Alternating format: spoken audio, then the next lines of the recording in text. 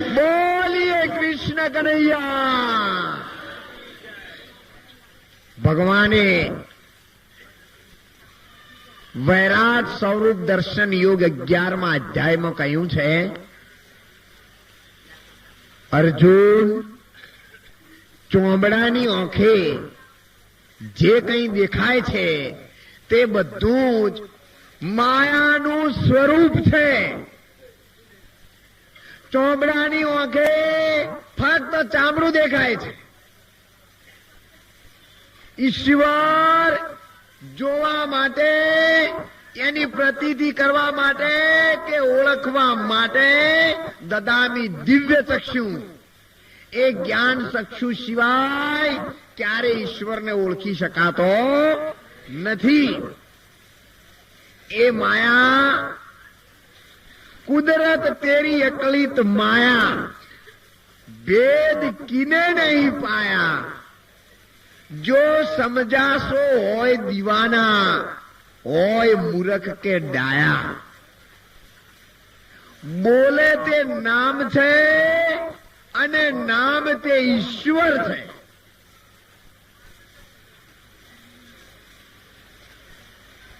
બોલે અને બોલાવે તે નામ અને નામ તે ઈશ્વર. ચામડાની આંખે દેખાય તે માયા અને માયા તે રૂપ.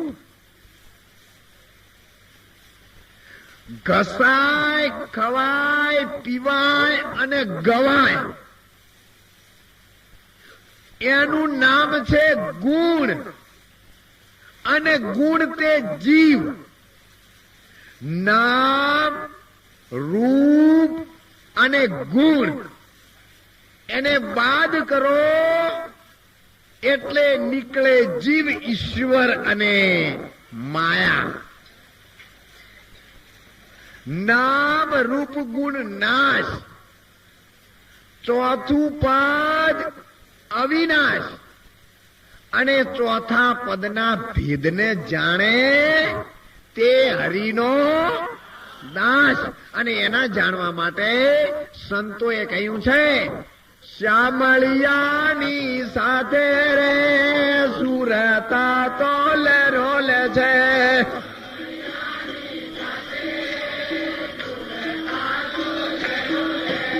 શ્યામળિયાની સાથે રે સુરતા તોલ રોલ છે.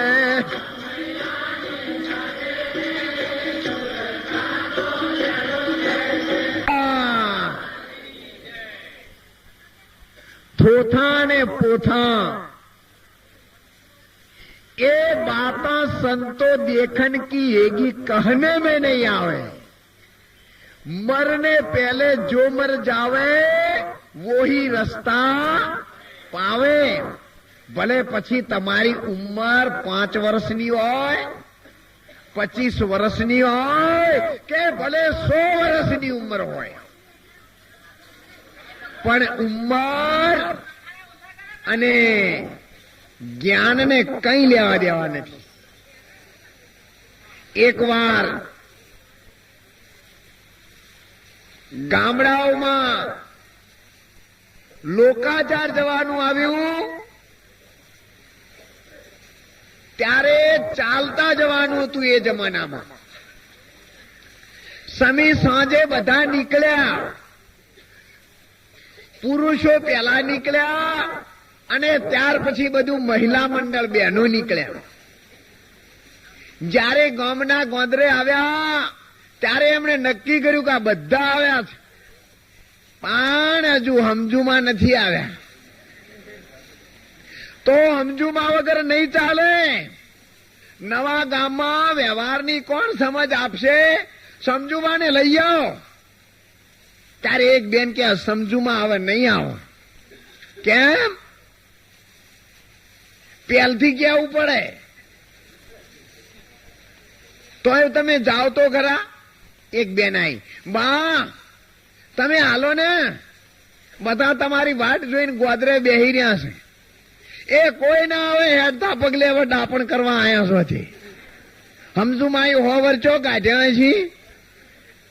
અમને બધી ખબર પડે છે. તતન દાડાથી જવાઓ લે બધા આમ કૂદકા પડતા હતા. શેમાં સમજુમાં યાદ નતા આવતા અને હવે ભીડાઈ રહે એટલા આયા છે.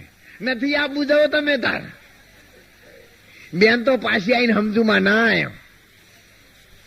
એક બેન કે તમે કોઈ બોલશો નહીં, સમજુમાને લાવવાનો તરીકો મને આવડે છે, પણ તમે બધા અહીંયા બેસેલા રહેજો, કોઈ હલશો નહીં. બરાબર.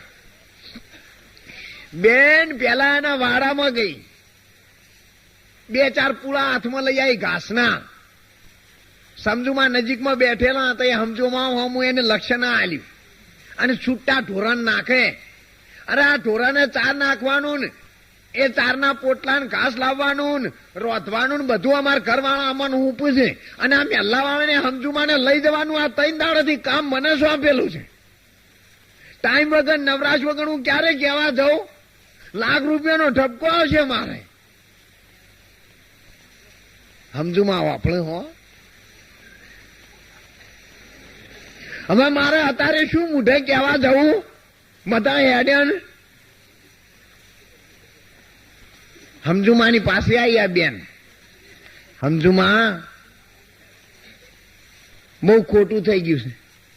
3 દિવસથી તમને સમાચાર કહેવાનું મેં જવાબદારી લીધી હતી, પણ શું કરવું, આ ઘરવાળાને મને કોઈ પૂછવા ના દીધું. તમને કહેવાનું રહી ગયું અને આ ઢોરણ ચાર નાખતા નાખતા યાદ આવ્યું. તે દોડીને તમને કહેવા આવી, તમે હેડો. તમારા વગર તો ત્યાં નથી ચાલે એવું.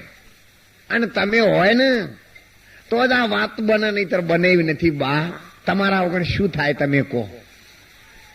સમજુમાં ફૂલ્યા. મારા વગર કોઈ વળે એવું નહીં. બેન કે ના માર્યો હો, તમારે આવવું પડે. તો આવું તાન લ્યો હડો. સમજુમાં તો પાછા તૈયાર થઈ. જો પણ કોઈ જતા રહ્યા છે પણ નહીં આવું એકલી. ના જાય પણ તમારા સિવાય કોઈ ન જાય. અમને તો ગોઠવણ કરેલી હતી જ.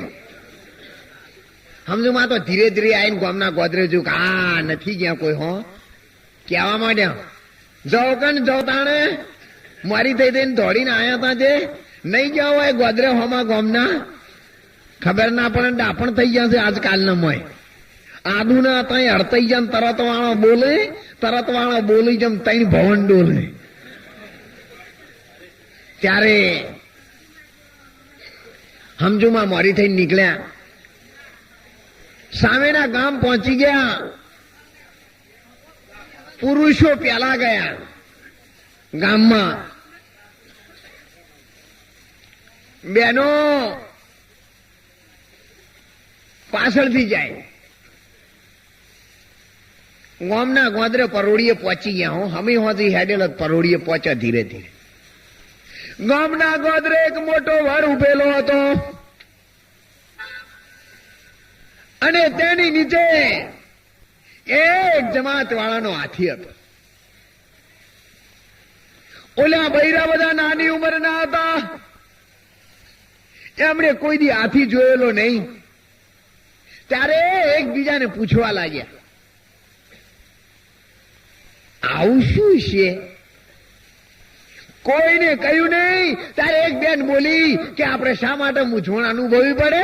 આપણી સાથે આજે 100 વર્ષના સમજુમાં બેઠેલા છે ને, એમને પૂછો, બધો ખુલાસો લાવશે. સમજુમાં આ પેલા વડની નીચે છોયડે શું ઊભું છે? સમજુમાં એ કાઠું કરી જોયું પહેલથી. એની જિંદગીમાં નતો જોયેલો આથી. કે તમે કોઈ દી જોયેલો નથી? ના. જુઓ તો આ 4 સીધા ઉભેલા રહ્યા, એ 4 પોર છે.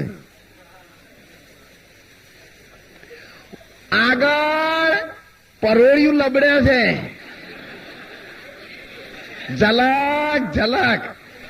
અને આ રાત આ ગામમાંથી હવે બીજે હેડી છે. રાત્રિ પેલા બૈરા બધા રાજી થયા કે વાહ વાહ વાહ બહુ સારું થયું. આપણે આજ લોકાચાર આવ્યો. નજરો નજર રાત ભાળી આજ. આટલા વર્ષથી કોઈ દી જોઈ નથી.